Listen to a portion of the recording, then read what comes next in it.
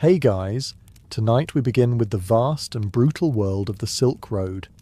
The ancient trade network that connected east and west, carried silk, gold and spices, and quietly eliminated anyone who thought it would be a fun travel experience. So before you get comfortable, take a moment to like the video and subscribe.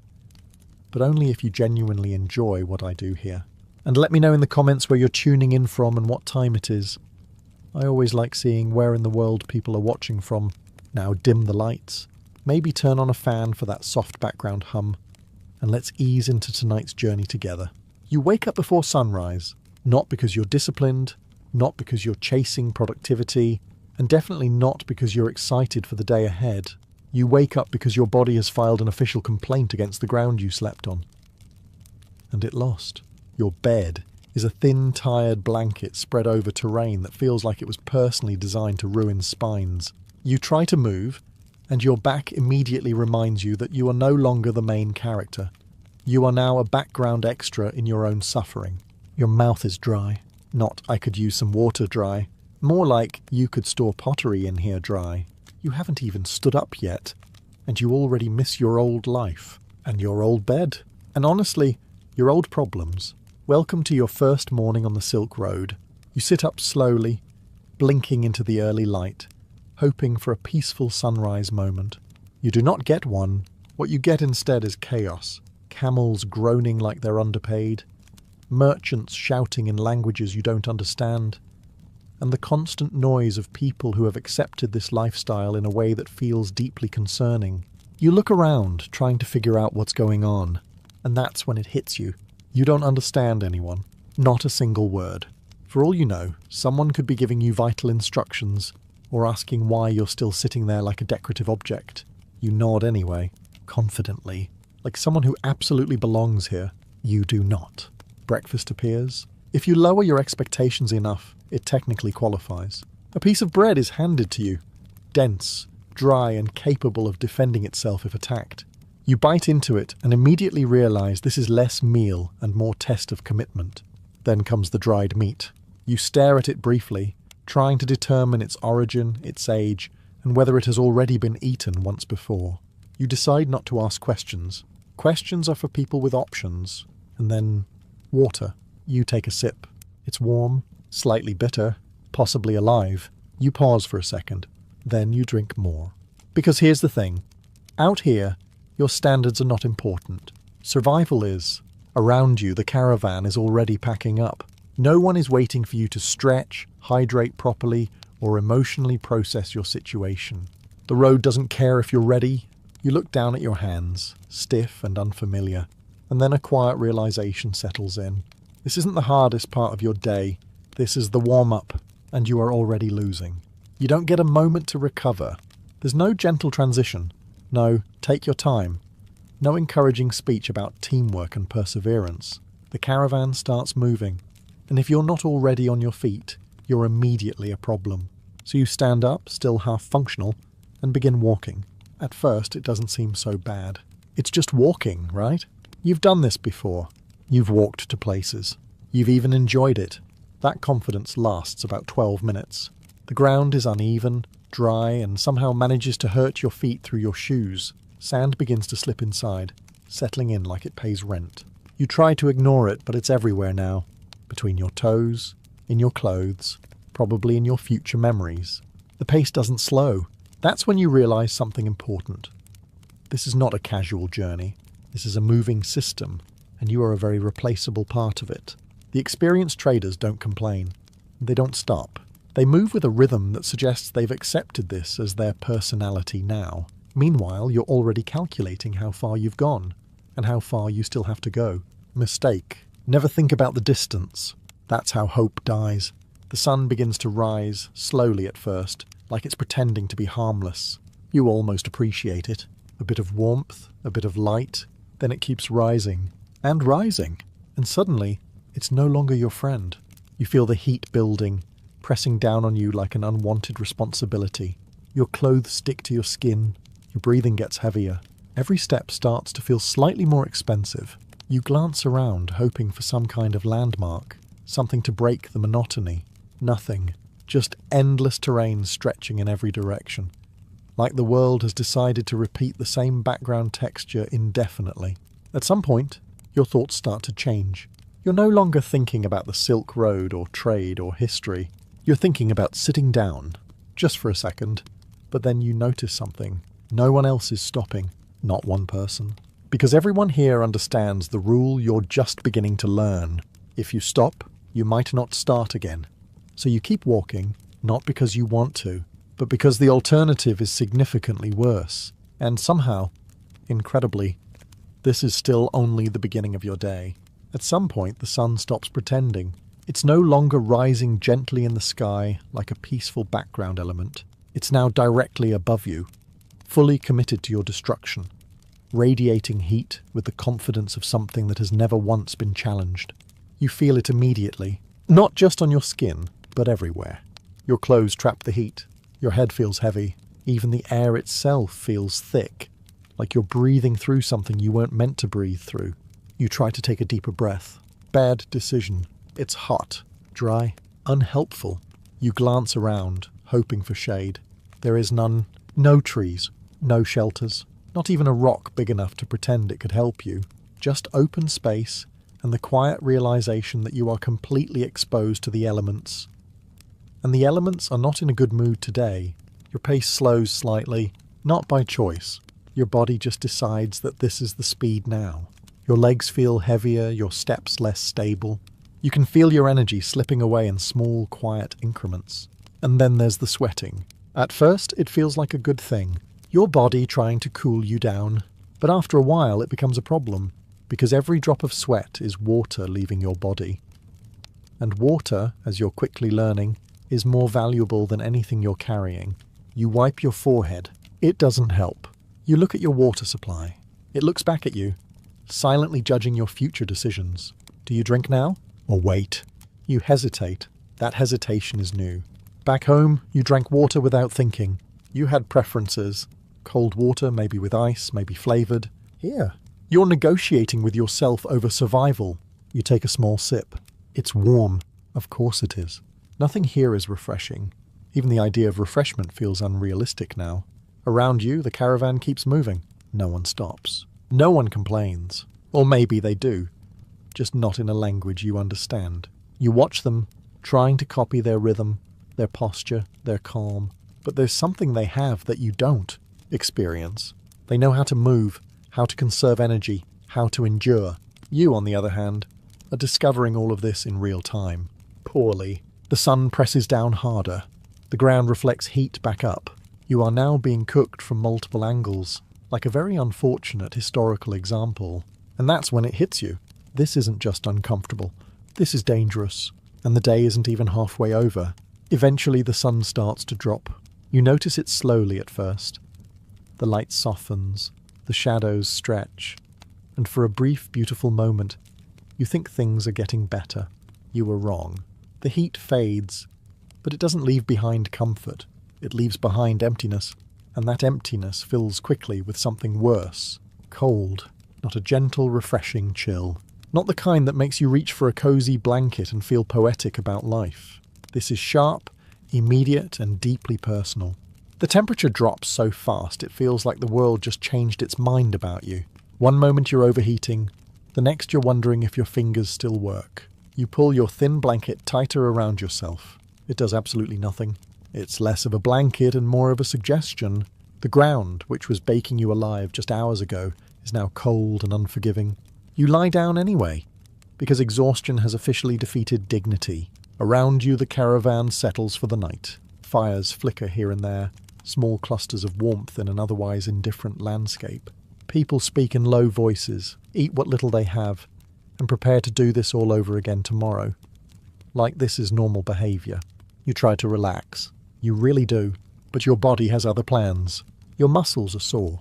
Your feet hurt in ways that feel creative. And now, on top of everything, you're shivering. You curl into yourself, trying to conserve heat, trying to trick your body into thinking this is manageable. It isn't. And then there are the sounds. During the day, the world was loud.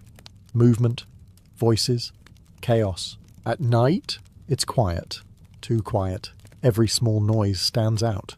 A distant rustle, a shifting shadow, the low, unsettling sound of something moving just outside your line of sight.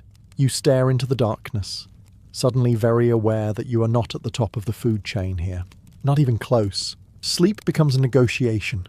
You drift off for a few minutes, then wake up. Adjust. Shiver. Repeat. Time moves slowly, painfully slowly. At some point, you stop trying to sleep and just wait for morning, because at least the sun, despite its issues, is predictable.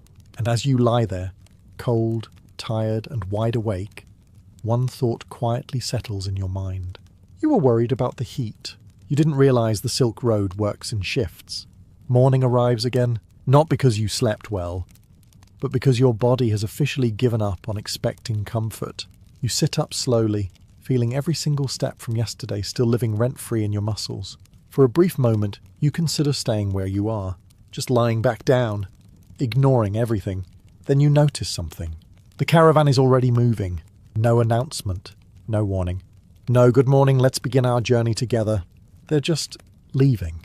And suddenly, you understand something very important. You are not in control of anything here. You scramble to your feet, grabbing your belongings in a way that suggests both urgency and mild panic. No one helps you. No one waits. You are expected to keep up, not be accommodated. You manage to rejoin the group, slightly out of breath, slightly embarrassed, and very aware that you almost got left behind on your second day. Not a strong start. As you fall into pace, you start observing more closely. The caravan moves with structure. There's an order to things. Experienced traders at the front, guards watching the sides, animals loaded with goods in careful arrangements. Everyone has a role, except you. You are there, not essential, not particularly useful. Just present, hoping that continues to be enough. Decisions are made without you. Routes are chosen, stops are determined, risks are evaluated, all by people who know what they're doing. You, on the other hand, are still trying to figure out how to walk efficiently without thinking about quitting every 20 minutes. You begin to understand the hierarchy. At the top, experienced merchants, wealthy traders, and those who actually own the goods. Below them, guards, guides, and people who know the land. Further down, labourers, handlers, and those doing the physical work. And somewhere near the bottom, you. Right next to person who will absolutely not be missed if things go wrong. You don't like that realization, but you respect it. Because out here, usefulness is survival. If you slow down, you're a liability. If you get injured, you're a problem. If you can't keep up, you're left behind. No dramatic farewell, no heroic moment. Just the quiet understanding that the caravan moves forward. With or without you. You keep walking, more alert now, more aware of your place. And for the first time since this journey began, you stop thinking of yourself as a traveller. You start thinking like cargo, which, surprisingly, is a more accurate description of your situation. By now you've accepted a few things. You're tired. You're uncomfortable. You are, in every possible sense, out of your depth. But there's one problem that keeps quietly getting worse. You still don't understand anyone. At first it was just inconvenient. A bit awkward. You nod, you gesture, you pretend you know what's happening.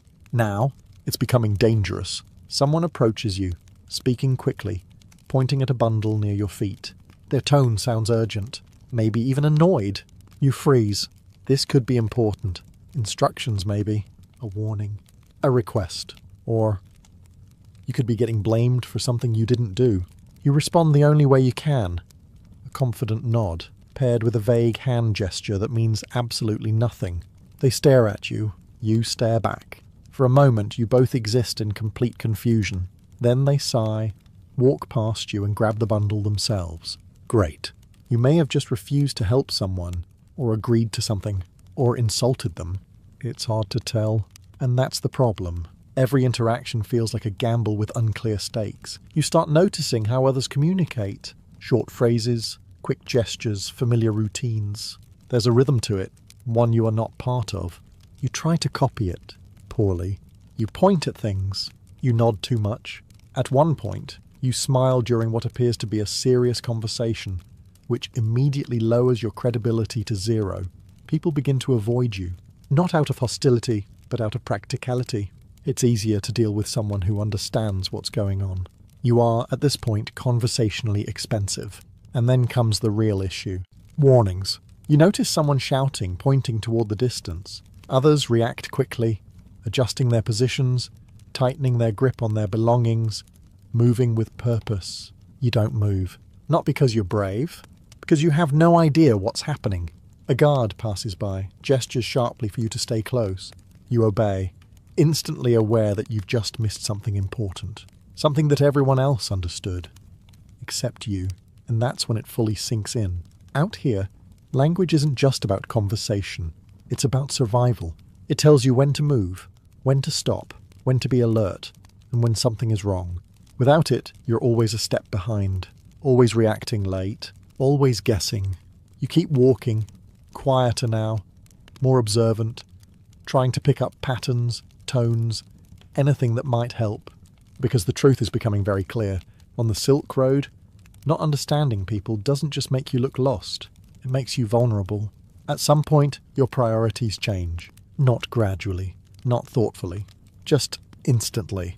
You stop thinking about the journey, the destination, the history, the experience. All of that disappears, replaced by one single overwhelming concern. Water. You check your supply again, and then, just to be sure, one more time. As if looking at it repeatedly might somehow increase the amount. It doesn't. The container feels lighter than it should, or maybe that's just your growing anxiety pretending to be physics. You take a small sip, not because you're extremely thirsty, although you are, but because you're trying to manage it, control it, stretch it. You hold the water in your mouth for a second, like it's something precious, which out here it is. Back home, water was effortless. You drank it without thinking. You wasted it without noticing. You even had preferences. Cold, filtered, sparkling. You had options. Out here, you have survival. And survival doesn't come with options. You start watching others more closely. How often they drink. How much. When. You notice something interesting. They're careful. Very careful. No one drinks casually. No one takes large gulps. Every sip is measured, controlled, deliberate. Like they've all agreed that water is no longer a basic need. It's currency. You feel your throat tightening again, dry and uncomfortable. You want to drink more? You really do. But you hesitate, because you don't know when you'll get more. And that uncertainty is worse than the thirst itself. The sun climbs higher, pressing down with the same relentless energy as before. Your body sweats, and every drop feels like a loss you can't afford. You wipe your forehead. Congratulations. You've just wasted resources. You start to feel it now. The subtle signs. Slight dizziness. Slower reactions. A growing sense that your body is running on less than it needs. Nothing dramatic.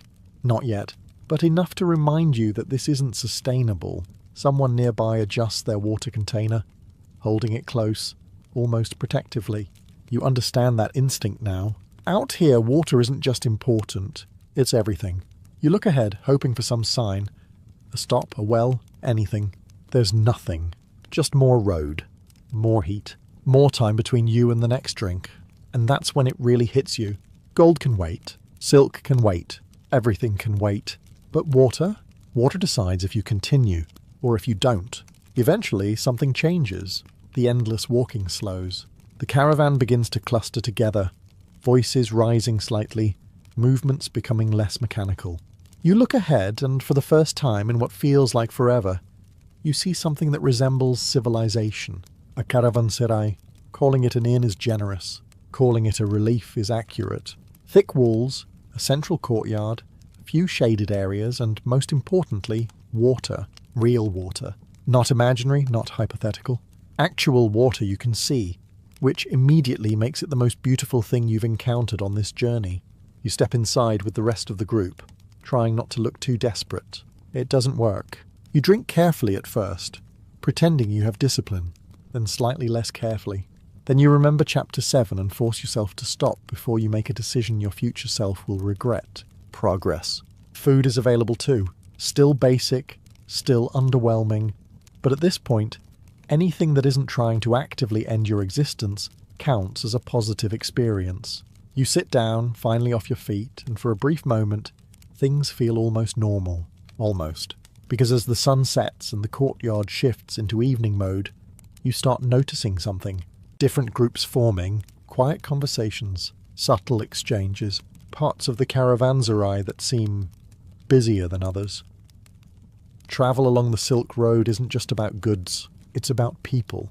And when you gather tired, lonely travellers who have money and uncertain futures, certain patterns tend to repeat themselves. You don't need a guide to understand what's happening. Some individuals move through the space with purpose, offering companionship, conversation, distraction from the journey.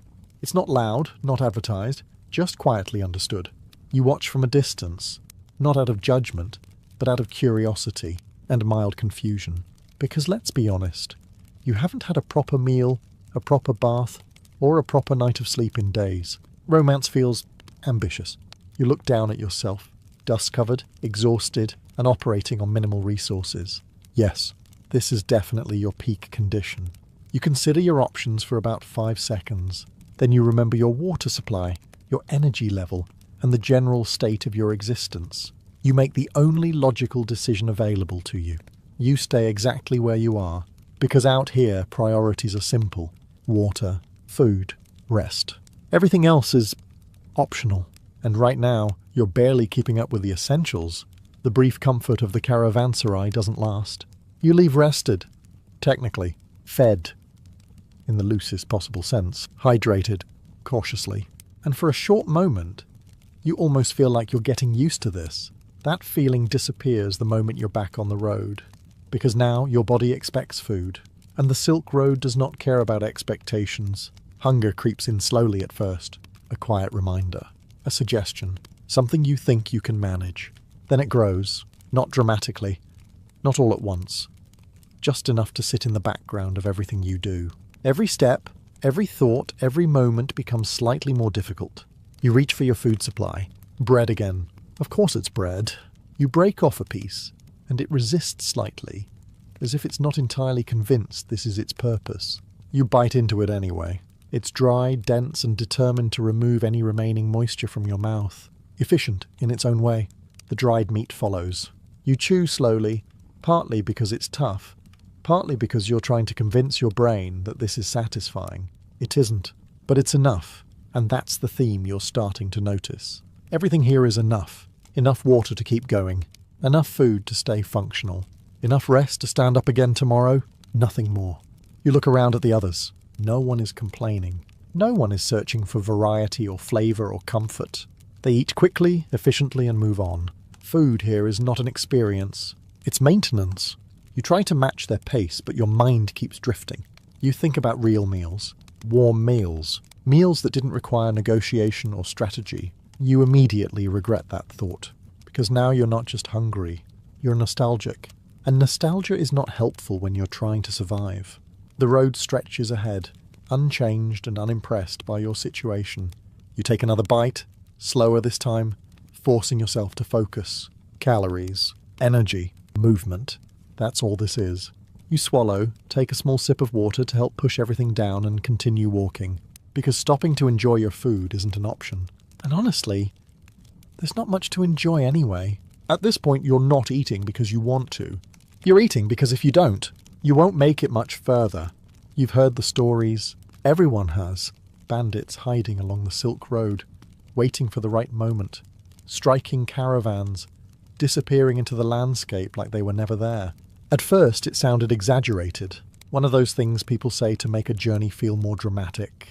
It's not. You realise that the moment the atmosphere changes, there's no announcement, no explanation. Just a shift. Conversations become shorter, quieter. The usual noise of the caravan softens, replaced by something tighter, more focused. You notice the guards first. They're more alert now. Their posture changes, their eyes scanning the horizon more frequently. Hands rest closer to weapons. Movements are sharper, more deliberate. That alone is enough to tell you everything you need to know. Something is off. You look around, trying to spot what they see. At first, nothing stands out. Just the same endless terrain, the same repeating landscape you've been staring at for days. Then you notice it, a shape in the distance, maybe more than one. Too still to be travellers, too placed to be random. Your brain tries to rationalise it. Maybe it's nothing. Maybe it's just rocks, shadows, your imagination trying to keep things interesting, but the tension around you says otherwise. The caravan tightens formation. People move closer together. The animals are kept under stricter control. You instinctively do the same. Stay close. Stay quiet. Don't draw attention. It feels strange. This silent agreement between people who barely communicate, suddenly moving as one, and then it hits you. If something happens, you're not prepared. You don't know how to fight. You don't know the plan. You don't even know where you're supposed to stand if things go wrong. You are, once again, the least useful person in the situation. The shapes in the distance don't move closer. They don't need to. Just being there is enough. A reminder. The Silk Road is not just a path of trade. It's a path of opportunity, and not all of that opportunity belongs to merchants. After what feels like far too long, the caravan continues forward, slowly, carefully. The shapes remain where they are, watching, calculating, or maybe just deciding you're not worth the effort today. Either way, you don't feel relieved. You feel aware, because now you understand something you didn't fully believe before. The danger here isn't theoretical, it's constant, and sometimes it's just waiting for the right moment. It starts quietly. A cough. Nothing dramatic, nothing alarming, just a small, ordinary sound that barely stands out against the usual noise of the caravan. You ignore it. Everyone does. Because out here, small problems are easier to pretend don't exist. Then you hear it again, from someone else this time. And then again, within a day, it's no longer just background noise. It's everywhere. Short coughs, tired breaths, the subtle signs of people not feeling quite right. You start paying attention. One of the traders is moving slower than before. Another keeps wiping their face, looking slightly unsteady.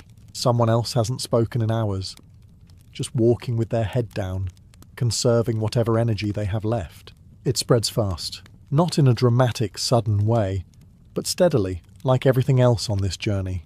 Close quarters, shared water sources, constant exhaustion. It's the perfect environment for something to move through a group without resistance, and there is no real solution. No medicine, no proper treatment. No one stepping in with a plan. Just continuation. You begin to feel it too. Not illness exactly. Not yet, but something close. A heaviness, a slight weakness in your limbs. The kind of feeling that tells you your body is not entirely on your side anymore. You try to ignore it. You walk a little straighter. Breathe a little deeper. Convince yourself it's just fatigue. Because admitting anything else would mean acknowledging a very uncomfortable truth. If you get sick out here, you become a problem. And problems don't last long on the Silk Road. You watch as one of the men stumbles slightly. Not enough to fall, but enough to draw attention. A few people glance over, then look away just as quickly. No one stops. No one offers help. Not because they're cruel, because they can't afford to be. The caravan keeps moving. It always does. And now you understand why. Stopping for one person risks slowing everyone down. Slowing down risks exposure. Exposure risks everything. So the system continues, regardless of who keeps up and who doesn't. You swallow, suddenly very aware of your own condition. You check your pace, your breathing, your strength, still moving, still functional, for now. But the margin feels thinner, and for the first time since this journey began, you realize something deeply unsettling. It's not just the environment you have to survive, it's your own body. And right now, it's not looking entirely reliable. Just when you think you've figured it out, the road changes, not gradually, not politely, just suddenly.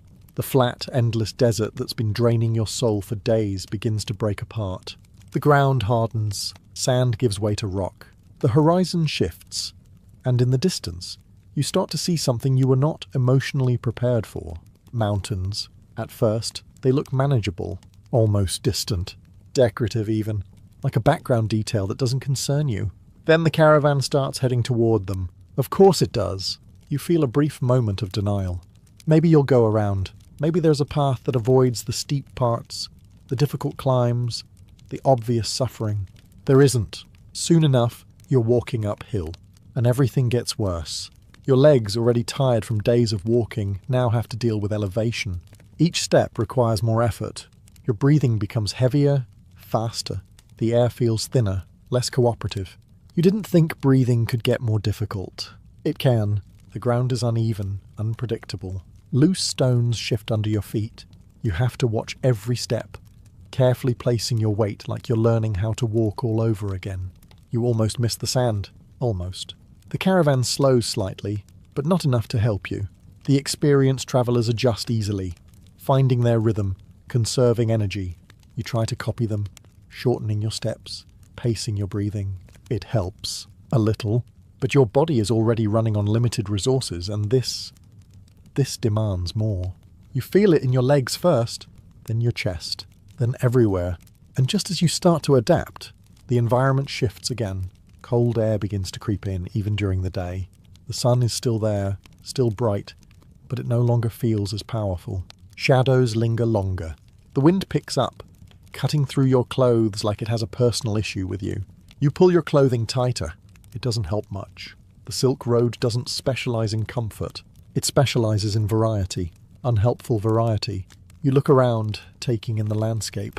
Rocky paths, steep inclines, narrow routes that force the caravan into tighter formations. It's beautiful. In a distant, I'm glad I'm not responsible for this kind of way, but you don't have the luxury of appreciating it. Because every change in terrain means one thing. You have to adapt, again and again. And again, at this point, you're not just walking a road. You're surviving a series of environments that seem determined to test every possible weakness you have. And somehow, you're still expected to keep up. By now, you've stopped expecting things to make sense. But one thing becomes clearer the longer you stay with the caravan. Not everyone here is on your side. At first, it didn't matter. You were too busy surviving the basics. Heat, cold, hunger, thirst. People were just background noise, part of the moving system around you. Now, you start noticing details. A glance that lasts a little too long. A conversation that suddenly stops when you get close. Someone checking their belongings, more than necessary. It's subtle, nothing obvious, but enough to make you aware that trust out here is not given freely. It's calculated. You check your own things. Still there, for now. You didn't bring much, but what you do have matters. Water, food, whatever small items you're carrying. Out here, even the smallest loss can become a serious problem. And not everyone follows the same rules.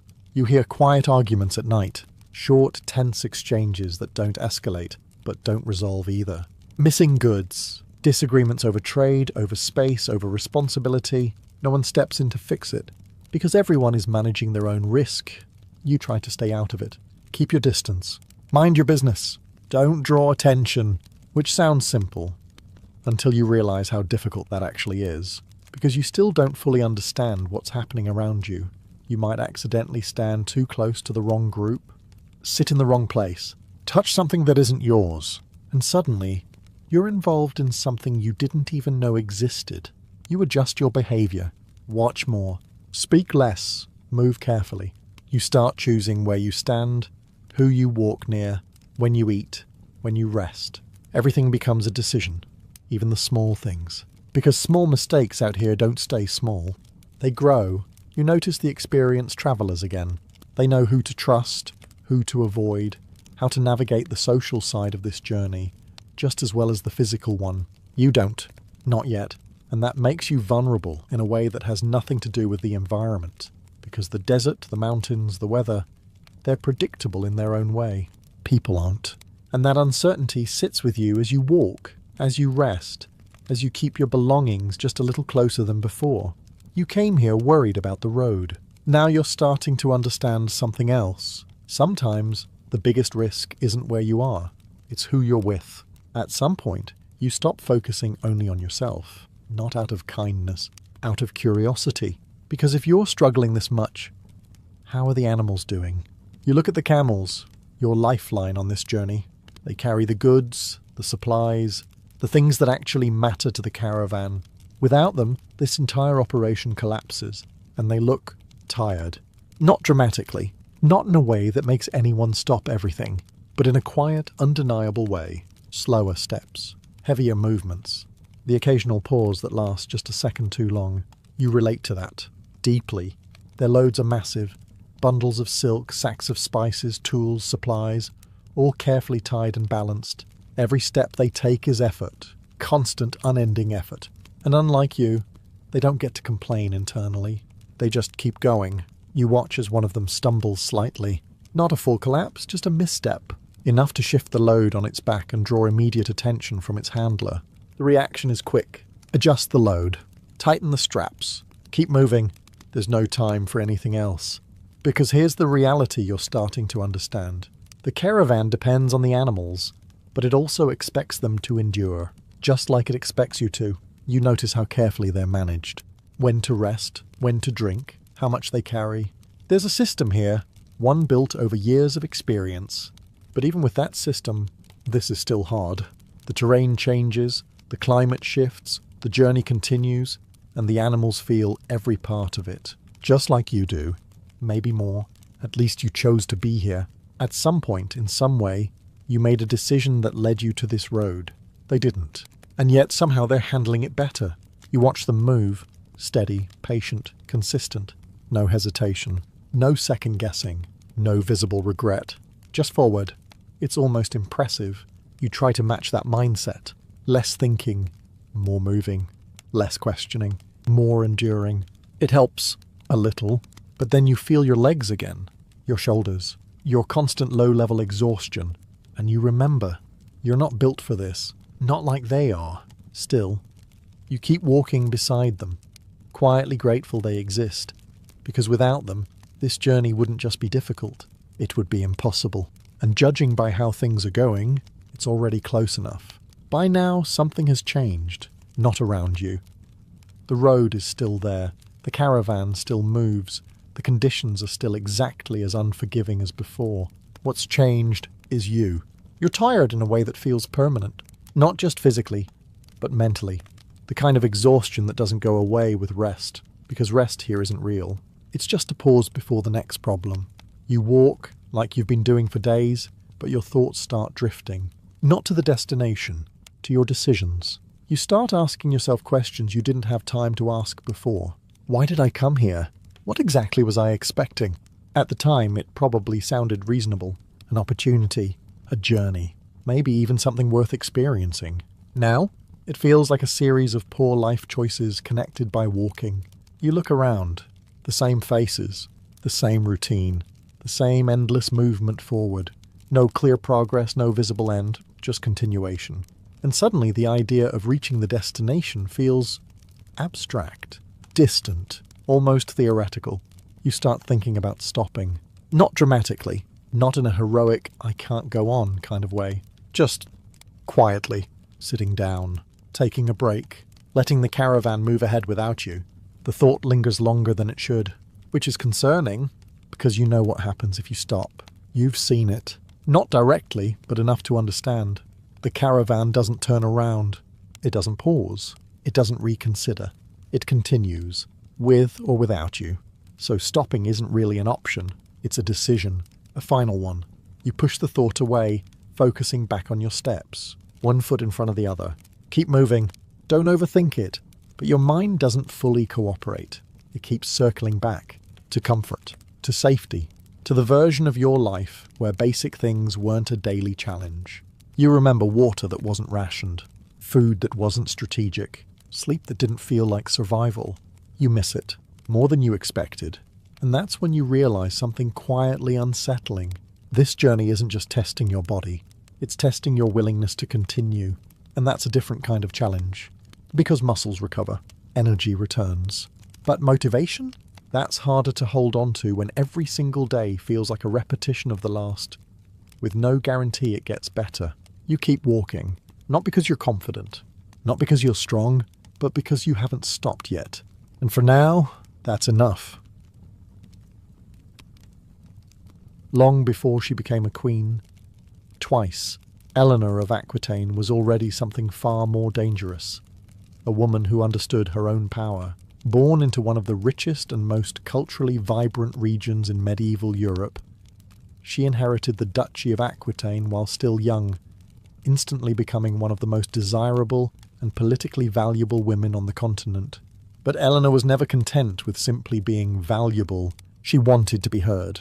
Aquitaine was not like the rigid courts of the north. It was alive with poetry, music, and the ideals of courtly love, where admiration, flirtation, and emotional expression were not only accepted, but celebrated.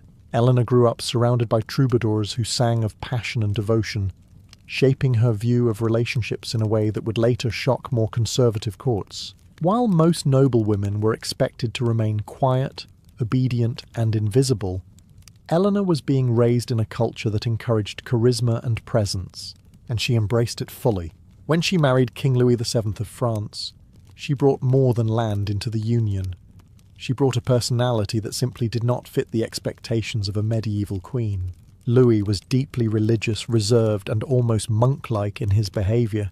Eleanor, on the other hand, was confident, expressive, and to many, dangerously charming.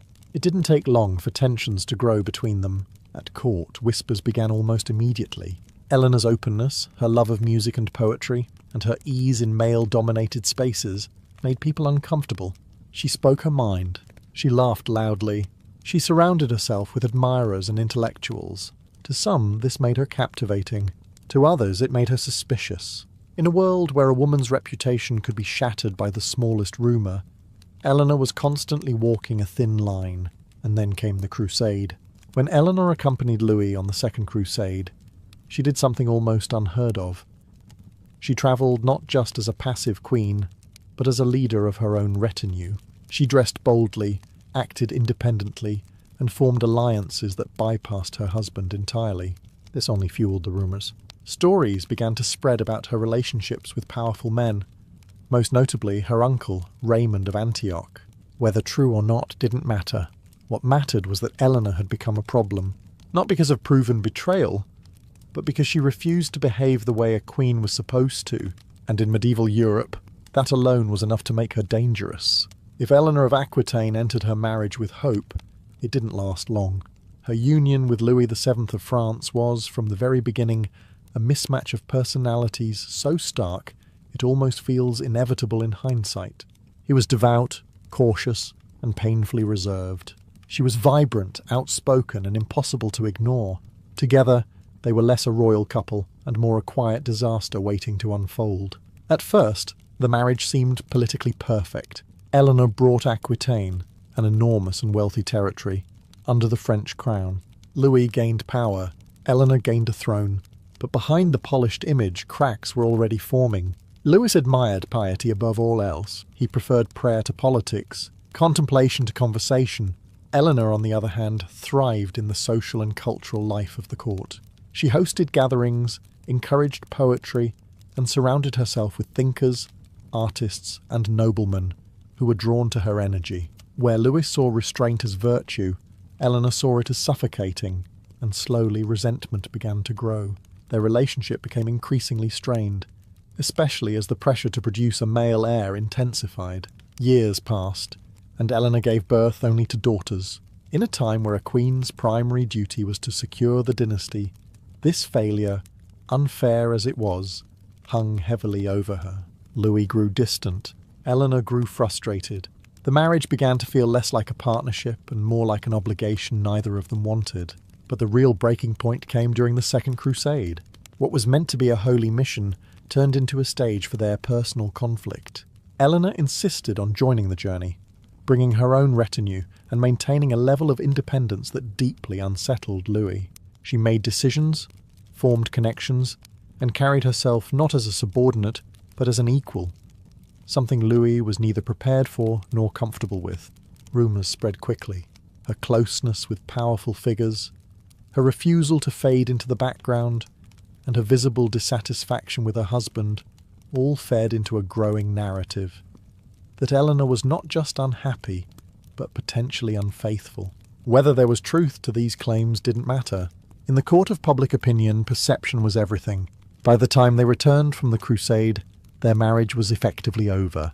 What remained was a fragile arrangement held together only by politics and appearances. But even that wouldn't last much longer. Eleanor was already beginning to realise something dangerous. She didn't need to stay. If the marriage between Eleanor of Aquitaine and Louis VII was already fragile, Antioch shattered whatever remained of it. What happened there would become one of the most whispered about episodes of her life.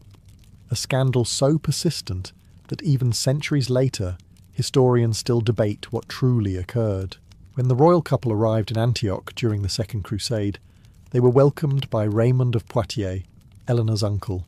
But this was no ordinary family reunion. Raymond was everything Louis was not: charismatic, confident, politically sharp, and perhaps most dangerously, able to match Eleanor's energy.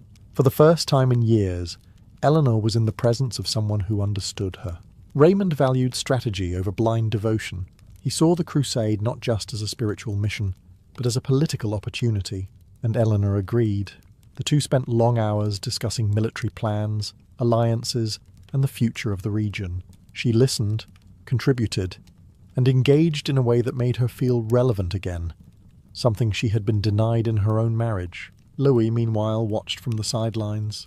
To him, this closeness looked suspicious. Eleanor's growing alignment with Raymond, both intellectually and politically, created tension that quickly spread through the court. Whispers began circulating, quiet at first, then louder. It wasn't just that Eleanor supported her uncle's strategy. It was how she did it, the way they spoke, the time they spent together, the visible bond between them. And in a medieval court, perception was everything. Soon, rumours of an inappropriate relationship began to take shape. Some claimed it was emotional. Others went further, suggesting something physical. There was no solid proof, but that didn't matter. Once the idea was planted, it spread like wildfire. Eleanor, already viewed as too bold, too independent, now found herself painted as something even worse. Louis reached his breaking point. He demanded that Eleanor leave Antioch immediately and continue the crusade with him. But for once she refused. She argued that she had a duty to Aquitaine and to the cause they were supposed to support. She challenged him openly, even suggesting that their marriage itself was flawed, possibly invalid due to their blood relation. That was the moment everything changed. Louis didn't negotiate. He didn't argue. He acted. According to several accounts, Eleanor was forced to leave Antioch against her will, essentially dragged away from the one place where she had felt in control. Whatever bond existed between her and Raymond was cut abruptly, leaving behind only rumours, and a marriage that was now beyond repair. After Antioch, there was no saving the marriage. Whatever fragile connection had once existed between Eleanor of Aquitaine and Louis VII had been stripped away, leaving behind only resentment, suspicion, and political inconvenience. They returned to France not as a united royal couple, but as two people quietly preparing for separation, and Eleanor was no longer willing to play the role expected of her. Back in France, the tension became impossible to hide. The court had already been filled with rumours about Antioch, about Raymond, about Eleanor's behaviour, and now those whispers turned into open speculation. A queen who openly challenged her husband, who refused to submit quietly, was already dangerous. But a queen surrounded by scandal? That was unacceptable. Eleanor made a bold move. She began pushing for an annulment. Now, ending a royal marriage in the 12th century wasn't simple. It required justification, something that would appear legitimate in the eyes of the church. Conveniently, Eleanor and Louis were related by blood, though distantly. It was a technicality that had been ignored when the marriage was politically useful. Now it became the perfect escape. The process moved forward. In the year 1152, the marriage was officially annulled on the grounds of consanguinity. It was a clean legal solution to what had become a deeply messy situation. Their two daughters were declared legitimate, but the union itself was erased, as if it had never truly existed. And just like that, Eleanor was no longer Queen of France. But what seemed like a fall was actually something far more dangerous. She was free, and not just free, she was the most eligible woman in Europe. As Duchess of Aquitaine, she still controlled vast lands and immense wealth. Any man who married her wouldn't just gain a wife, but an entire region. Kings, princes, and ambitious nobles immediately turned their attention toward her, which also made her a target. Travelling across France as an unmarried woman of such importance was incredibly risky. There were even reported attempts to abduct her, powerful men hoping to force a marriage and claim her lands. But Eleanor was not easily controlled. She moved quickly, decisively, and with a clear understanding of the game being played around her. And then, in one of the most shocking moves of her life, she made a decision that would change the course of history. Just weeks after her annulment, Eleanor chose a new husband. Not a cautious one, not a safe one, but a young, ambitious and dangerously charismatic man named Henry, soon to be known as Henry II of England. If Eleanor of Aquitaine's annulment shocked Europe, what she did next stunned it completely. Within weeks of ending her marriage to Louis VII, she married Henry II of England, a man nearly a decade younger than her, fiercely ambitious, and already on the path to becoming one of the most powerful rulers in Europe. This wasn't a slow, cautious alliance. It was fast, calculated, and to many, reckless. But Eleanor knew exactly what she was doing. Henry was nothing like Louis.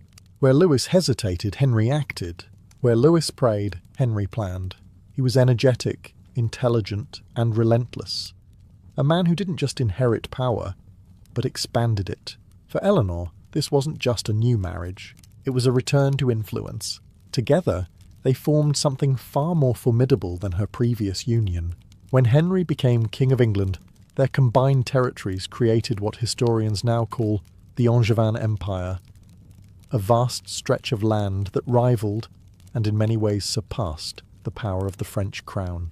Ironically, Eleanor, once Queen of France, now stood beside a man who was technically a vassal to her former husband, but in reality, far more powerful. And that did not go unnoticed. But while their political partnership was strong, their personal relationship was far from stable. Henry was charismatic, yes, but he was also notoriously unfaithful. Unlike Louis, who had been distant and restrained, Henry indulged in his desires openly. He surrounded himself with mistresses, courtiers, and admirers, rarely making any effort to hide his affairs. For Eleanor, a woman already sensitive to reputation and perception, this was both humiliating and infuriating. At first she tolerated it. She focused on her role as queen, managing lands, raising their children, and maintaining the political strength of their empire. And in this she excelled. Eleanor was not a passive consort. She governed territories, influenced decisions, and remained deeply involved in the workings of power. But over time, Henry's behaviour became impossible to ignore. Among his many affairs, one stood out above the rest: his relationship with Rosamund Clifford. Unlike the fleeting connections that came and went, this one carried a sense of permanence, even affection. Rumours spread quickly, painting Rosamund not just as a mistress but as something closer to a rival. And Eleanor noticed. Whether driven by jealousy, pride, or something deeper, the situation began to shift. The woman who had once been accused of scandal was now watching her own husband create one after another. And this time, she wasn't the subject of the whispers. She was the one listening. And slowly, quietly, Eleanor began to change her approach. At first, Eleanor of Aquitaine endured Henry's betrayals with a kind of controlled silence. She had seen enough of court politics to understand that kings often strayed, and queens were expected to look the other way. But this was different. Henry II did not simply take discreet lovers. He flaunted them, and over time, one name began to rise above the rest: Rosamund Clifford. Unlike the others, Rosamund was not a passing distraction. She became a presence, a constant, and that was something Eleanor could not ignore. Whispers spread across the court, growing sharper with each retelling. Some claimed Henry hid Rosamund away in a secret residence, shielded from the world. Others insisted he openly favoured her, treating her with a level of affection that bordered on dangerous. Whether exaggerated or not, the message was clear. Eleanor was no longer the centre of his attention. And for a woman like Eleanor, that was not just a personal insult. It was a political threat. A queen's influence depended on her position at court. If Henry's loyalty shifted, even emotionally, it could weaken her authority, her alliances, and ultimately her control. Eleanor understood this better than anyone. She had fought too hard to become powerful again after her first marriage. She would not be quietly replaced. But instead of reacting publicly, she adapted. Eleanor withdrew from Henry's immediate court and returned to Aquitaine, her own domain. It was a strategic move, not a retreat. There, she ruled independently, strengthening her influence, cultivating loyalty, and building a base of power separate from her husband. While Henry remained busy governing his vast empire, Eleanor was quietly securing her own position. And in doing so, she became something unusual, almost a ruler in her own right. But distance did not erase resentment. The stories of Rosamund continue to circulate, growing more dramatic over time. Some later legends even claimed Eleanor took revenge, though historians debate the truth of such tales. What matters is not whether those stories were real, but that people believed they could be. That alone speaks volumes about how Eleanor was perceived. Strong, proud, and not someone to be humiliated without consequence. Meanwhile, Henry's behaviour showed no signs of changing. His affairs continued. His authority remained absolute, and his disregard for Eleanor's position only deepened the divide between them. What had once been a powerful partnership was now becoming something else entirely. A quiet rivalry, filled with tension, pride, and unspoken hostility. And Eleanor once again found herself in a familiar position. Not just a queen, but a woman surrounded by whispers, watching closely, and waiting for the right moment to act. By the time Eleanor of Aquitaine withdrew to her own lands, the cracks in her marriage to Henry II had turned into something far more dangerous. This was no longer just about affairs, pride, or humiliation. It was about power, and who would control it next. And at the centre of it all were her sons. Eleanor had given Henry multiple heirs, including Henry the young king, Richard I of England, and Geoffrey II, Duke of Brittany. Each of them had been raised not just as princes, but as future rulers with ambition, pride, and expectations. And yet Henry refused to give them real power. He crowned his eldest son, Henry the young king, during his own lifetime, a rare and symbolic move, but denied him actual authority. The title meant everything and nothing at the same time. The younger Henry was king in name, but powerless in reality. And that kind of frustration does not stay quiet for long. Eleanor saw it building. Her sons were growing restless, humiliated by their father's control and lack of trust. They wanted land, independence, recognition. Henry offered promises, delays, and half measures. It was a recipe for rebellion. And then something shifted. Eleanor didn't just observe the tension. She began to influence it, whether driven by resentment toward Henry, concern for her sons, or a calculated understanding of opportunity. Eleanor started to support their growing dissatisfaction. She encouraged their ambitions, validated their frustrations, and slowly helped unite them against a common enemy, their own father. It was a dangerous move. In 1173, the situation exploded into open revolt. Henry the young king, joined by his brothers Richard and Geoffrey, rose up against Henry II. They were backed not just by their mother's influence, but by powerful allies across Europe, including, ironically, Eleanor's former husband, Louis VII of France. What had once been a personal conflict had now become a full-scale political crisis. For Eleanor, this was more than rebellion, it was a gamble. If her sons succeeded, she would stand beside them as the architect of a new balance of power. If they failed, the consequences would be severe, far beyond damaged reputation or court gossip. And fail they did. Henry II moved quickly and decisively, crushing the rebellion with force. One by one, the uprising collapsed. Alliances fell apart. Support vanished. And Eleanor, the woman who had helped set it all in motion, found herself exposed. This time, there would be no quiet withdrawal, no clever escape. Henry had been betrayed, and he was about to respond. The rebellion had failed, and this time, Eleanor of Aquitaine could not simply step away and rebuild elsewhere. Henry II had been challenged not just by disobedient sons, but by his own wife, a woman who had actively supported the uprising against him. This was no longer a private matter, it was betrayal.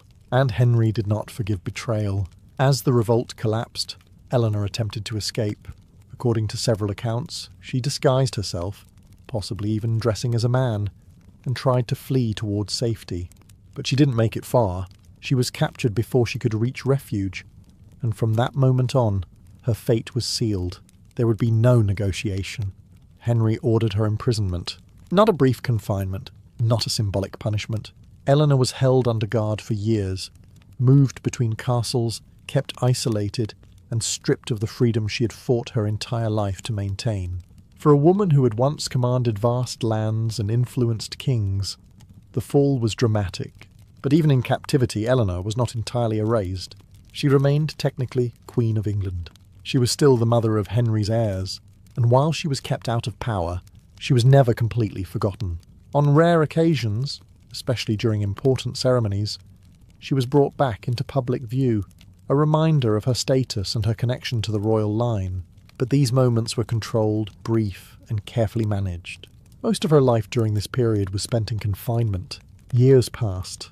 Her sons, once united in rebellion, were now navigating their own complicated relationships with their father. Some reconciled, others continued to resist in quieter ways. The political landscape shifted constantly, but Eleanor remained locked away, watching from a distance, unable to directly shape events as she once had. And yet, something about her endurance is striking. She did not disappear into obscurity. She waited, through changing alliances, through the deaths of those around her, through the slow unravelling of Henry's later years. Eleanor remained a silent presence, removed from the centre, but never entirely out of the picture. Then, after nearly 15 years of confinement, everything changed. In 1189, Henry II died, and with his death, the chains that had held Eleanor in place for so long were finally broken. But Eleanor was no longer the same woman who had been imprisoned. She was older, sharper, and perhaps more dangerous than ever, because now she was free again, and this time she had nothing left to lose. When Henry II of England died in 1189, Eleanor of Aquitaine didn't just regain her freedom, she reclaimed her power. After nearly 15 years of confinement, she stepped back into the political world, with a speed and confidence that stunned everyone watching. There was no hesitation, no adjustment period. It was as if she had been waiting for this exact moment. And now, the game was hers again. Her son, Richard I of England, ascended the throne almost immediately. But Richard was not a king who intended to stay home. His ambitions were focused on the Third Crusade, which meant leaving England for long stretches of time. And that created a familiar situation. Someone needed to rule in his absence. That someone was Eleanor. At an age when most would have withdrawn from public life, Eleanor became the true stabilizing force of the kingdom. She managed political affairs, handled disputes, secured alliances, and ensured that Richard's authority remained intact, even while he was thousands of miles away.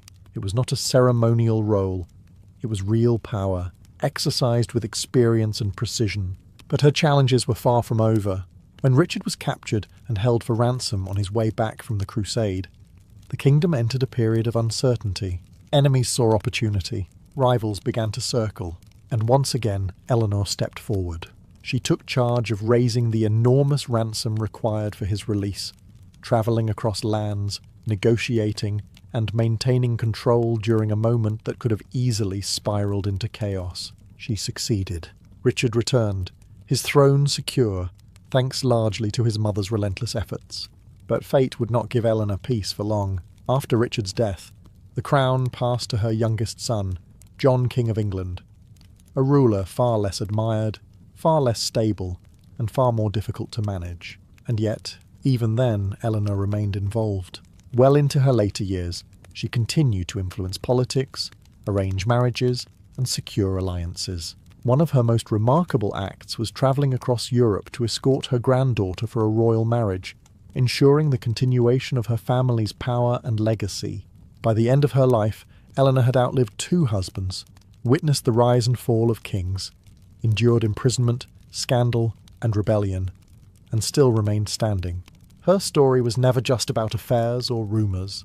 It was about survival.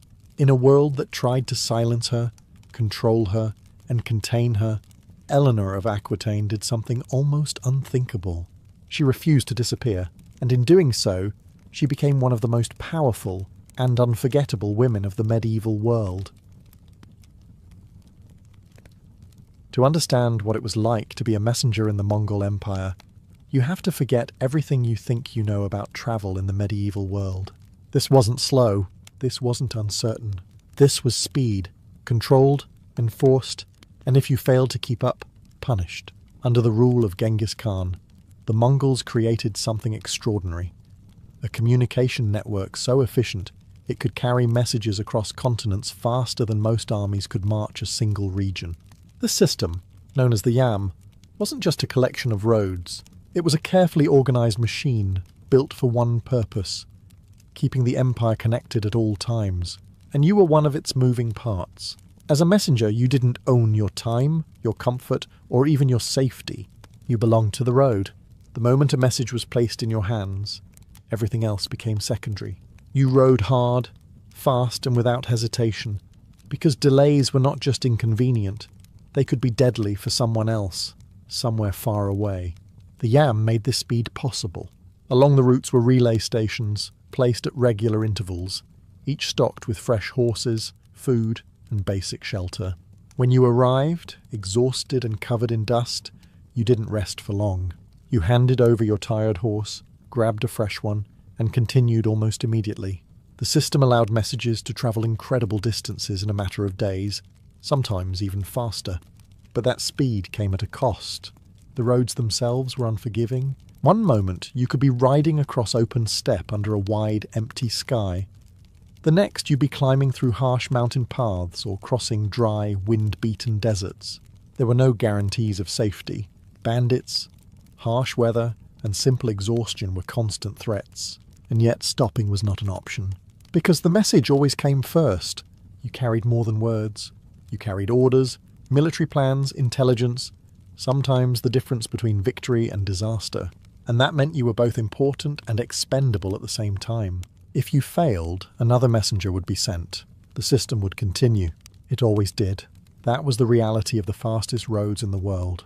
Not comfort, not glory, just speed, pressure, and the quiet understanding that somewhere far ahead, someone was waiting. And you were expected to get there no matter what. Not everyone could become a messenger in the Mongol Empire. This wasn't a role given lightly, and it certainly wasn't for the weak. If you were chosen, it meant one thing. You were expected to endure more than most people ever could. The selection process was not formal in the way modern systems might be, but it was brutally effective. You were picked because you could ride, not casually, not comfortably, but relentlessly. You needed balance, stamina, and the ability to stay in the saddle for hours, sometimes days, with minimal rest. If you couldn't control a horse at full speed across uneven terrain, you were useless. And useless was not a word you wanted associated with your name. Many messengers came from nomadic backgrounds, where riding wasn't a skill, it was a way of life. From a young age, they learned how to handle horses, how to read the land, and how to survive in harsh conditions. By the time they were old enough to serve, they were already hardened, already prepared, but even that wasn't enough. You also needed discipline, absolute discipline. When you carried a message, it wasn't yours. You didn't question it, you didn't delay it, and you certainly didn't tamper with it. Whether it was a simple administrative order or a critical military command, your responsibility was the same. Deliver it exactly as intended, as fast as possible. Trust was everything. Messengers were often given a paitsa, a small tablet or badge that proved their authority. With it, you could demand fresh horses, food, and assistance from anyone along the route. Villagers, officials, even soldiers were required to help you. Refusing a messenger was not just disrespectful, it could bring severe punishment. So when you rode into a station, you weren't just another traveller, you were someone the system depended on. But that authority came with pressure. Everyone expected you to move quickly, efficiently, without hesitation. The moment you slowed down, you became a problem. And problems didn't last long in a system built on precision and speed. There was also an unspoken understanding among messengers themselves. You didn't compete, but you knew the standard. You knew how fast others rode, how far they could go, how long they could endure. Falling behind wasn't just personal failure. It reflected on your reliability. And in an empire where communication held everything together, reliability was not optional. So if you were chosen, it wasn't a privilege. It was a test, a constant, exhausting test of endurance, loyalty, and control. One that began the moment you took the message and didn't end until it was finally out of your hands. Once you were chosen and the message was placed in your hands, your life fell into a rhythm that never really stopped. It just repeated, over and over again, until the job was done. Ride, arrive. Change horses, ride again. That was it. There was no comfort in the routine, only pressure. You pushed your horse hard across the open steppe, feeling every jolt of uneven ground beneath you. every gust of wind cutting across your face, hours blurred together. The landscape changed slowly, but your pace never did. You weren't travelling, you were racing time itself, and time was always winning. When you finally reached a relay station, you didn't collapse into rest. You didn't sit down for a long meal or recover properly. You handed over your exhausted horse, grabbed a fresh one, already prepared and waiting, and moved again almost immediately. The entire exchange was designed to take minutes, not hours. The system depended on your momentum. Each station was a checkpoint, not a refuge. Yes, there was food, sometimes water, maybe even a place to catch your breath for a few moments. But those moments were short, controlled, and often barely enough to steady yourself before you were pushed back into motion. Because the message didn't wait. Day turned into night, and night into day, often without much difference. You rode in darkness just as you did in sunlight, guided by memory, instinct, and the faint outlines of the road ahead. There were no lantern-lit paths or safe resting points, just the endless stretch of land and the quiet understanding that stopping too long could cost you everything. Fatigue became part of you. Your body adapted in strange ways. You learned how to stay balanced while barely conscious, how to eat quickly without dismounting for long, how to ignore the constant ache in your muscles. Sleep was no longer a proper rest. It became something fragmented, stolen in small moments when the system allowed it. But even exhaustion wasn't the hardest part. The hardest part was knowing that you couldn't slow down. No matter how tired you were, no matter how rough the terrain became, no matter how badly your body wanted to stop, you kept going. Because somewhere ahead, another station was waiting. Another horse. Another stretch of road. And until the message was delivered, that rhythm never broke. That relentless rhythm would almost be manageable if the road itself didn't try to kill you. Because the truth is, the real danger of being a messenger in the Mongol Empire wasn't the speed, or even the exhaustion. It was everything that waited between the relay stations. The empty stretches, the silence, the long miles where no one would hear you if something went wrong. And something always could. The Mongol roads were vast, but they weren't protected every step of the way.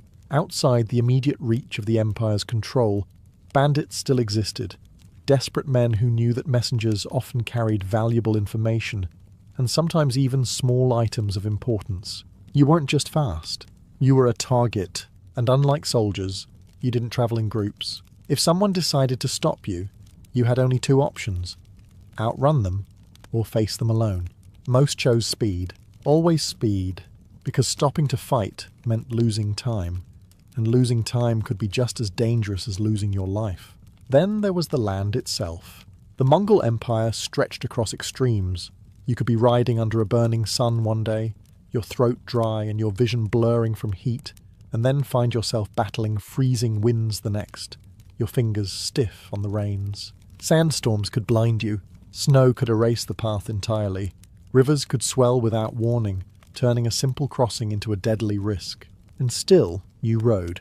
There were no guarantees that you would make it to the next station. Horses stumbled. Paths disappeared. Weather changed without mercy. Sometimes messengers simply didn't arrive. No explanation. No trace. The road took them, and the system moved on.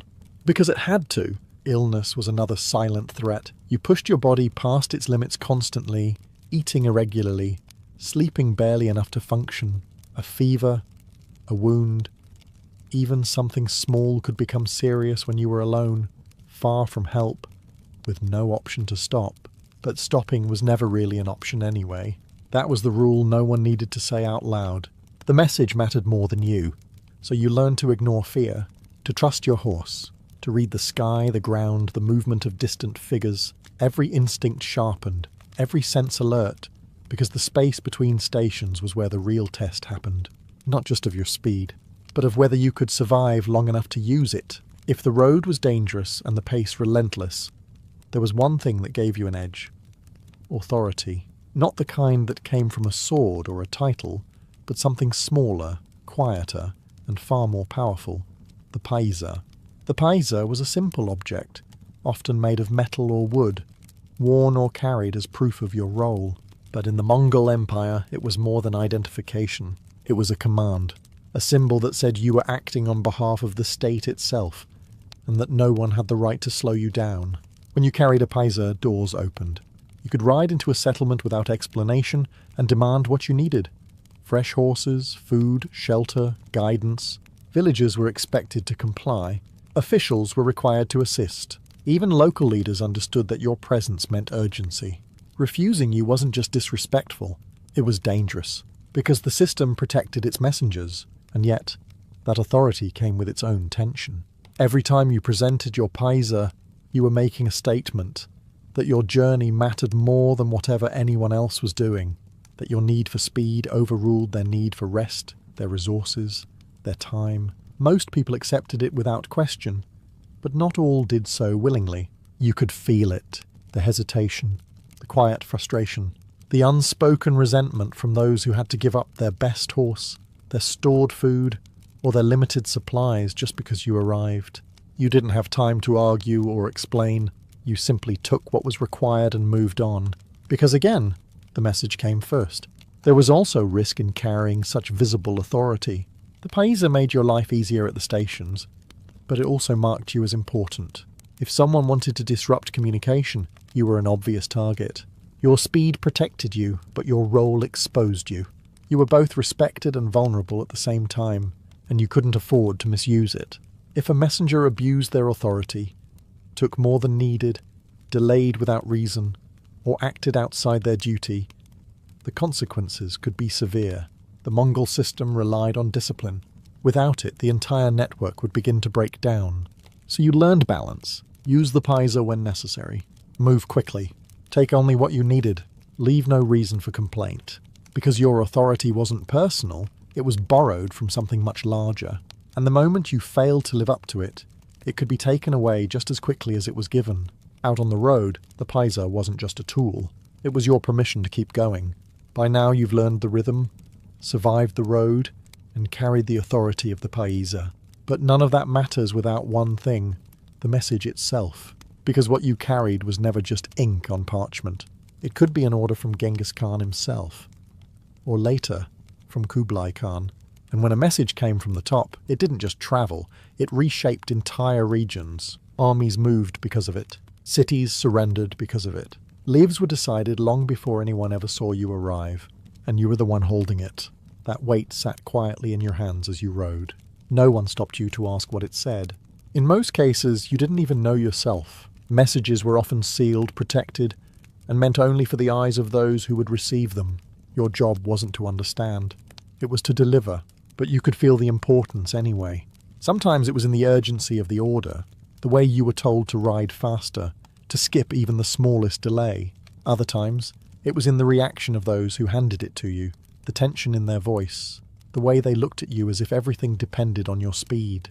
Because sometimes it did. A delayed message could mean an army marching too late or too early. It could mean a governor acting without proper orders. It could mean confusion, miscalculation, or disaster. In an empire as vast as the Mongol world, communication wasn't just helpful, it was everything. And that made you essential, but it also made you invisible. No one praised the messenger when things went right. Victories were credited to generals. Stability was credited to rulers. Your role was to ensure the message arrived, not to share in its consequences. Success meant silence. Failure meant blame. There was no middle ground. And occasionally, the message itself could put you in danger. If you carried bad news, you had no control over how it would be received. A ruler, hearing of defeat, betrayal, or loss, might react unpredictably. You were the one standing in front of them, delivering words that could spark anger, grief, or violence. And yet you couldn't hesitate, because the system didn't care what the message contained. It only cared that it moved. So you rode, carrying decisions you didn't make, consequences you wouldn't face, and outcomes you would never fully see. All that mattered was one thing, getting it there in time. By now, the road has become your world. The rhythm, the danger, the pressure. It all blends together into something almost mechanical. But there is one part of this life that never becomes easier. The nights. When the sun disappears, the road does not forgive you. It does not slow down. It does not become safer. If anything, it becomes more uncertain. Shadows stretch across the land, familiar paths blur into darkness, and every sound feels sharper, closer, more threatening. And still you ride. There are no comfortable stops waiting for you at sunset. No warm beds, no long fireside meals. At best, you reach a relay station where you can pause briefly, grab food, maybe drink something warm if you're lucky. But even then, it's temporary. The system does not allow long rest, and the message does not wait for daylight. So you learn to function in fragments. Sleep is no longer a full night's escape. It becomes something broken, stolen in small moments. 10 minutes here, a short collapse there, just enough to keep your body from completely failing. Sometimes you don't even dismount properly. You sit, half aware, leaning against a wall or your saddle, knowing that in moments you'll be forced to move again. Your body starts to change. Your sense of time fades. Days and nights lose their meaning, replaced by distance and urgency.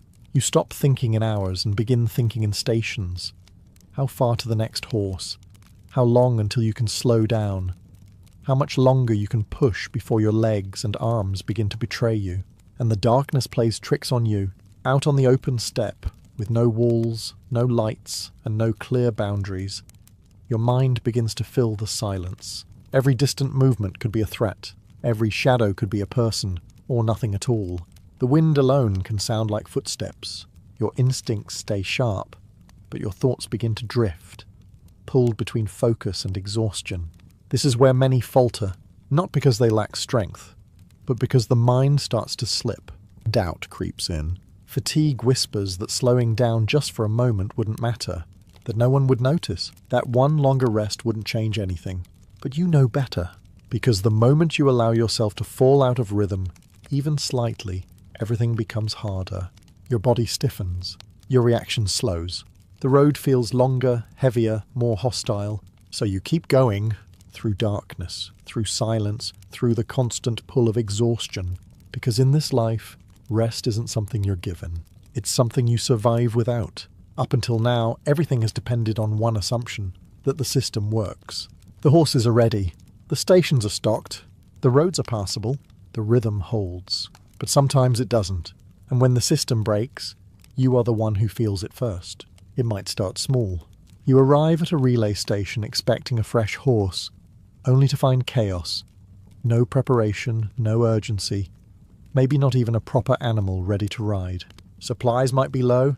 The people there might be exhausted, disorganized, or simply unprepared for your arrival. And suddenly, the speed you rely on begins to slip.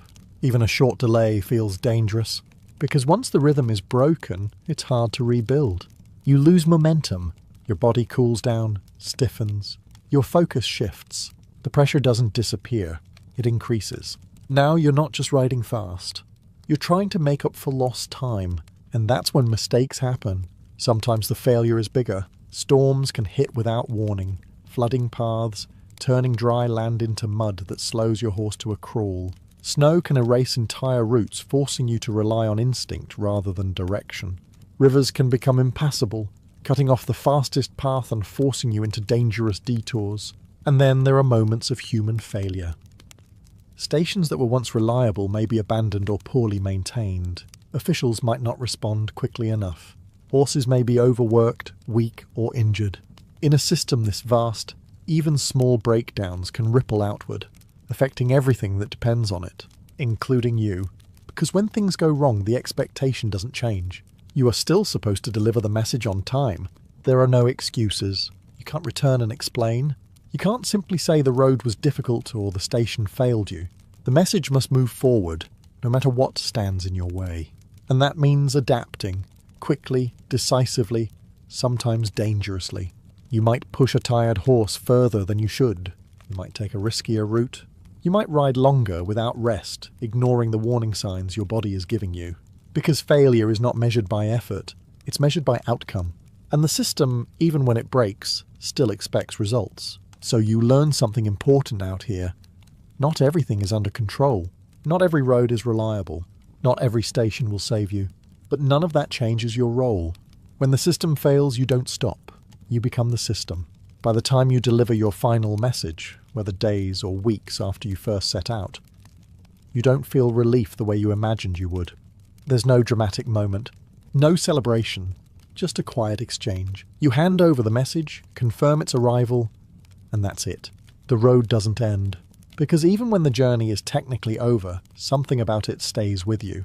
Your body is still tense, still expecting movement. Your ears are tuned to the sounds of hooves, wind, distant threats. Even when you stand still, it feels temporary, like you're only pausing before the next ride. Rest doesn't come easily anymore. Real rest, the kind where you let go completely, feels unfamiliar. You've spent too long living without it. And then there's your mind. You start to realize how much you've changed. The hesitation most people have, the instinct to slow down, to question, to doubt, it's been stripped away. Out on the road, you didn't have time for that. You made decisions quickly. You trusted your instincts. You kept moving, no matter what. And now standing still feels strange. People around you talk normally. They move at a different pace. They worry about things that to you feel distant, almost irrelevant.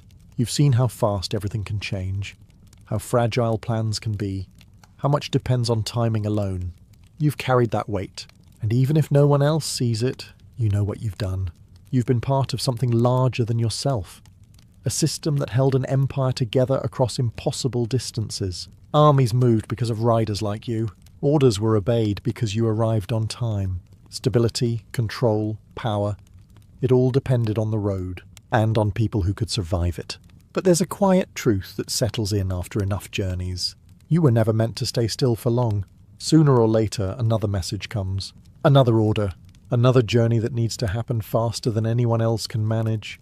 And when it does, there's no hesitation, no debate. You take it, because the road has already claimed you. Not in a dramatic way, not with chains or force, but in something much simpler and far more permanent. You've learned its rhythm, its demands, its silence.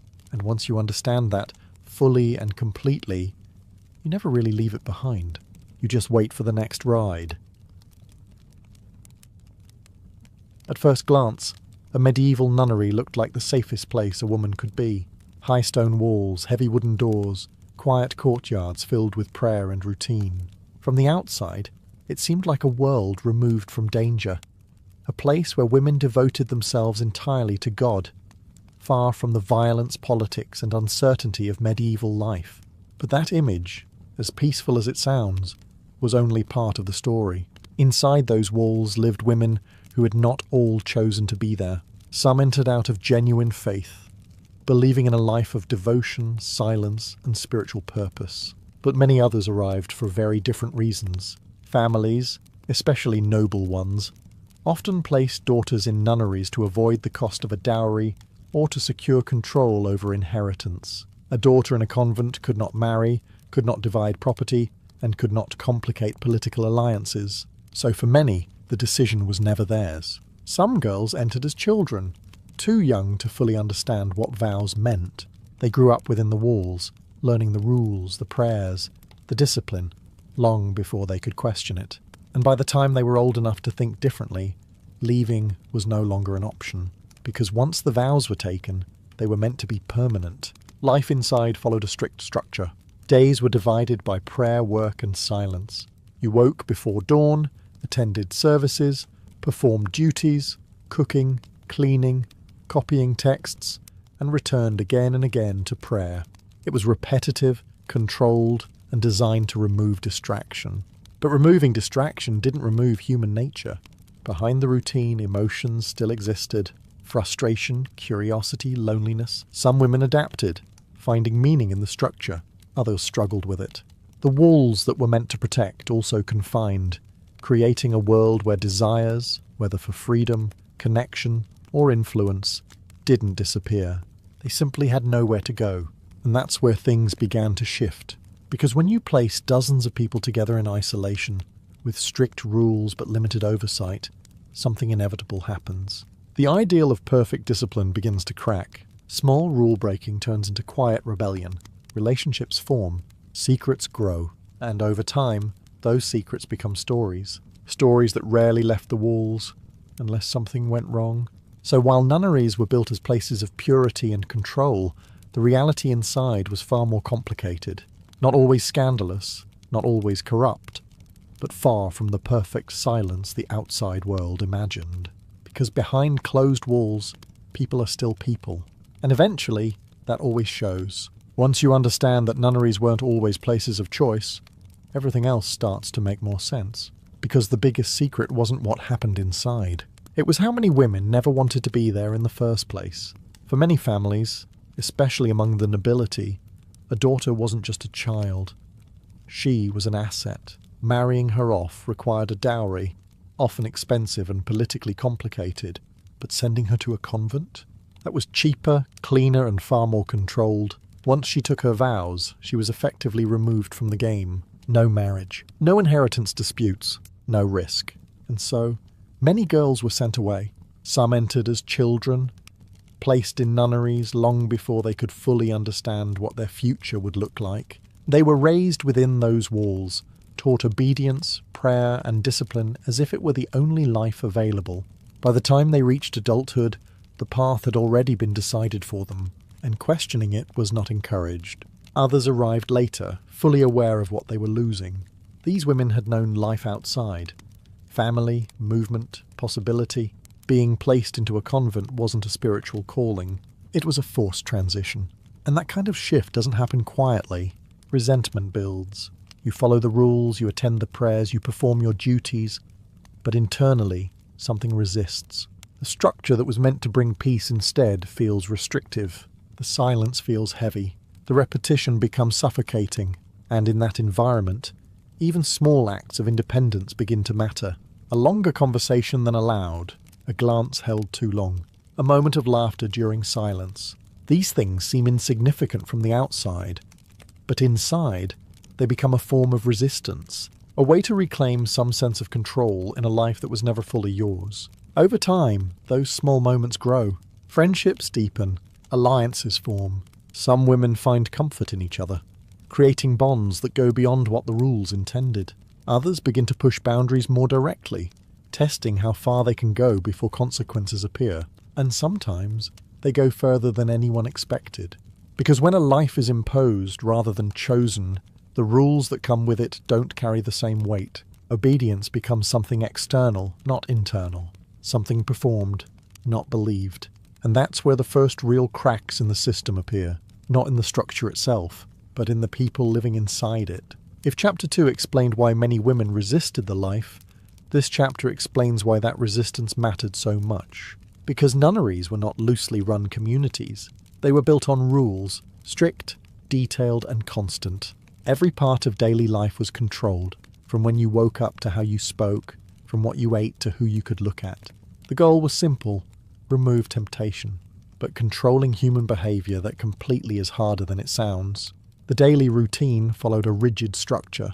You woke before dawn for prayers, attended multiple services throughout the day, and filled the remaining time with labour, cooking, cleaning, tending gardens, or copying manuscripts. Silence was often enforced, especially during meals and certain hours. Even conversations were regulated. And then there were the more serious rules. Contact with the outside world was heavily restricted. Men were not allowed inside the convent, and nuns were not allowed to leave without permission. Windows were often covered or barred. Visitors were limited and monitored. The idea was to create a sealed environment, one where distraction, temptation, and influence from the outside could not interfere. But again, that was the ideal. In reality, enforcement depended on people. Some abbesses, the women in charge, were strict and uncompromising. They enforced discipline carefully, watching for any sign of disobedience. In those nunneries, the rules held stronger, but in others, authority was more relaxed, inconsistent, or even compromised. And that's where things began to slip. Because rules only work when they are consistently enforced. The moment oversight weakens even slightly, people notice. Boundaries become flexible. Expectations soften. And once one rule is bent, it becomes easier to bend another. At first, it's small. A conversation that lasts too long. A door left slightly open. A task done less carefully than required. But over time, those small shifts build into something larger. The structure remains on the surface, but underneath it begins to loosen. And that's when the real problem starts. Because the stricter the rules, the stronger the reaction when they're broken. A system designed for total control leaves very little room for human nature. And when that nature pushes back, it doesn't always do so quietly. It finds ways around the rules. Through them, sometimes even directly against them. So while the church built nunneries to eliminate disorder, something unexpected happened. The more tightly everything was controlled, the more pressure began to build inside. By now the pattern is clear. Women placed into a controlled environment. Strict rules meant to suppress behaviour and authority that wasn't always perfect. That combination doesn't eliminate problems. It hides them, because silence, as it turns out, is very good at covering things up. Inside many nunneries, especially the larger or wealthier ones, daily life continued exactly as expected on the surface. Prayers were said, duties were performed, order was maintained. To any outsider, visitors, inspectors, or church officials, it all appeared stable, disciplined, and pure. But that depended on what you were allowed to see. Behind that structure, small secrets began to form, not necessarily dramatic at first. Private conversations held in corners, friendships that became unusually close, moments of emotional dependence that went beyond what the rules allowed. In a life defined by isolation, even basic connection could take on a deeper meaning, and over time those connections became harder to control. Some nunneries developed tight internal circles, groups of women who trusted each other more than they trusted authority. Within these circles, rules were quietly ignored, silence was broken, information was shared and sometimes hidden. What mattered wasn't just obedience anymore, but loyalty to one another. That's how secrets survive. Not through chaos, but through cooperation. And sometimes those secrets involved more than just conversation. There are historical accounts, scattered, debated but persistent, of relationships forming that went beyond what the church considered acceptable. Emotional bonds turning physical. Attachments forming that challenged the entire idea of a life devoted solely to spiritual purity. These were not always widespread, but they were real enough to concern church authorities whenever they came to light. And when they did come to light, they caused problems, because the image of the nunnery was supposed to be controlled, disciplined, untouched by the kinds of behaviours found outside its walls. Any deviation from that image threatened not just the individuals involved, but the reputation of the institution itself. So what happened? In many cases, the response wasn't public exposure. It was quiet correction. Problems were handled internally. Individuals were separated, reassigned or disciplined without drawing attention. Records were minimal. Details were often left out or softened. The goal wasn't to create scandal, it was to prevent it, which meant that for every incident we know about, there were likely others that never left the walls at all. And that's the key detail. The silence wasn't just part of the routine, it was part of the system. Up to this point, the system made one assumption, that nunneries were closed worlds, separated from men entirely. But that assumption didn't always hold, because despite the rules, men still found ways inside. Not openly, not officially, but through cracks in the system. Priests, for example, were allowed access for religious duties, confession, mass, spiritual guidance. These required male clergy to enter or at least interact closely with the nuns. And while most of these interactions were proper, they also created opportunities that, in some cases, were abused. There are documented instances where relationships formed between nuns and clergy, sometimes emotional, sometimes physical. The power dynamic made it even more complicated. A priest was not just a visitor, he was a figure of authority, someone trusted, someone whose presence was justified, and that made boundaries easier to blur. But clergy weren't the only ones. Servants, workers, messengers, people responsible for maintaining the convent's daily operations, could also come into contact with the nuns. Deliveries had to be made, repairs had to be done, food had to be brought in. The idea of total isolation was never perfectly realistic, especially in larger institutions. And where there is access, there is risk. Some accounts describe secret meetings arranged carefully over time. Others suggest that certain nunneries developed reputations for being less strict, more vulnerable to outside influence. Whether exaggerated or not, these stories spread quickly. And once they did, they shaped how people viewed these places, not as untouchable sanctuaries, but as environments where control could fail. And when it failed, it created the kind of scandal the church feared most. Because this wasn't just about breaking rules, it challenged the very purpose of the institution. Nunneries were meant to represent purity, separation, devotion. Any involvement with men directly contradicted that image, turning private behaviour into public contradiction. So when such cases were discovered, the response was swift and quiet. Individuals could be removed, transferred, or disciplined. In more serious cases, entire communities could be investigated or restructured. But again, the emphasis was rarely on public exposure. It was on containment, keeping the situation from spreading, because once a single case became widely known, it didn't stay isolated. It raised questions. It invited scrutiny.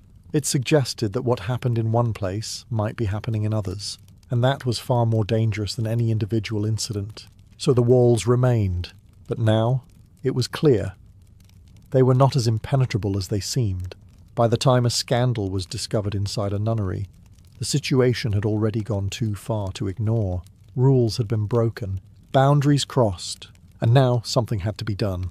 But here's the part most people never saw. Punishment in medieval nunneries was rarely public. Unlike crimes in towns or cities, where justice could be visible, even brutal, what happened inside convent walls stayed there. The church had no interest in turning these incidents into public spectacles. Exposure didn't solve the problem. It made it worse. So discipline became quiet, controlled, and often invisible. The severity depended on the offence. Minor rule breaking, talking during silence, neglecting duties, disobedience, might result in extra labour, reduced food, or enforced isolation. These punishments were meant to correct behaviour, to bring the individual back into alignment with the structure. But more serious violations were treated very differently. If a nun was found to have formed inappropriate relationships, especially physical ones, the consequences could be harsh. She might be confined to a cell, separated completely from the rest of the community. Communication would be restricted. Her daily life reduced to strict routine with little to no interaction. In some cases, this isolation could last for months, even years.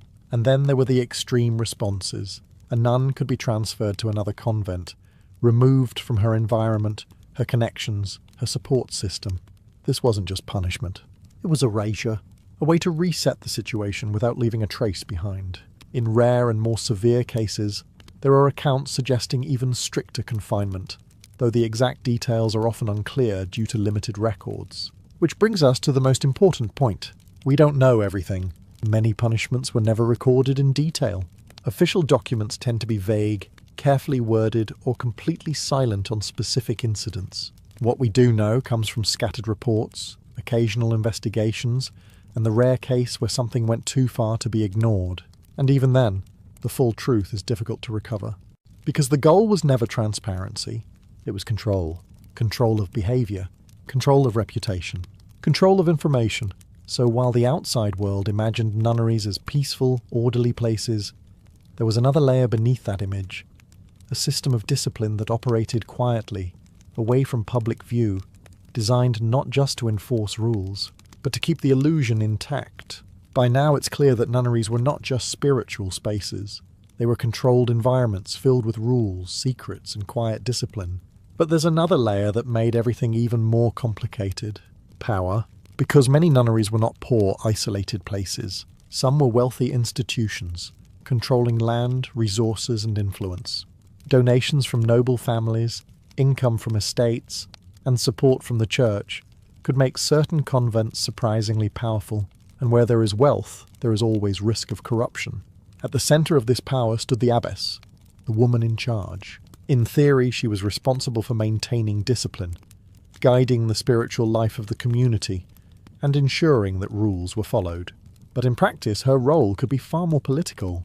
Some abbesses ruled strictly, maintaining order and structure with little deviation, but others used their position differently.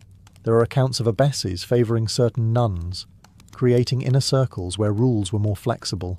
Access to better food, lighter duties, or more freedom could be granted, not based on discipline, but on loyalty or status. In these cases, the convent began to resemble something less like a spiritual community and more like a small court, and courts come with intrigue. Conflicts developed, alliances formed. Disagreements over authority, resources, or personal influence could divide a nunnery from within. What was supposed to be a place of unity became, in some instances, a place of quiet competition. And then there was money. Managing land and resources required oversight, and not all abbesses handled it honestly. There are records suggesting misuse of funds, poor management, or even deliberate corruption. When wealth was involved, the line between spiritual leadership and personal gain could blur, and once that line blurred, everything else became easier to ignore. Rules about discipline softened, oversight weakened. Behaviour that would have been punished elsewhere might be overlooked if it involved the right individuals. The structure didn't disappear, but it became uneven, applied differently depending on who you were and where you stood, which created a dangerous imbalance, because once people realised that rules could be bent, they began to test them further. The authority that held everything together started to lose its consistency, and without consistency, control becomes fragile. This is where many of the most serious scandals began, not in total chaos, but in environments where power was uneven, rules were flexible, and accountability was selective. Because a system built on discipline can survive pressure, but once power itself becomes unstable, everything inside it starts to shift. For a long time, everything we've talked about, rule breaking, hidden relationships, internal punishment, even corruption, remained contained within the walls. That was the goal. Silence protected the institution, but sometimes silence failed. And when it did, the consequences spread far beyond the nunnery itself. Scandals usually reached the outside world in one of three ways. First, through whistleblowers, individuals inside or connected to the convent who chose or were forced to speak. Second, through official investigations, often triggered by complaints or rumours that became too persistent to ignore. And third, through sheer exposure, when behaviour became so visible that it could no longer be hidden. Once that happened, the church had a problem. Because now it wasn't just about discipline, it was about reputation. Nunneries were supposed to represent purity, devotion, and moral authority. Any public scandal directly challenged that image, raising uncomfortable questions not just about one convent, but about the system as a whole. If something like this could happen in one place, where else might it be happening? And that question was dangerous. So the response had to be controlled but also decisive. Investigators, often church officials, would be sent to examine the situation. They would question the abbess, the nuns, sometimes even people from outside the convent. Reports would be written but carefully. Language was often vague, conclusions measured. The goal was to address the issue without amplifying it. Then came the corrections. In some cases, leadership was replaced. An abbess might be removed and a stricter authority installed. Rules would be reinforced, routines tightened, oversight increased. The nunnery would be reshaped, quietly, into something more controlled. In more severe situations, individual nuns could be expelled or transferred. Entire communities could be reorganized. And occasionally, a convent's reputation would be permanently damaged, becoming known, at least locally, for scandal rather than sanctity. But even then, the church rarely allowed the full story to spread. Details were limited. Records were controlled. What reached the wider public was often incomplete, softened or reframed.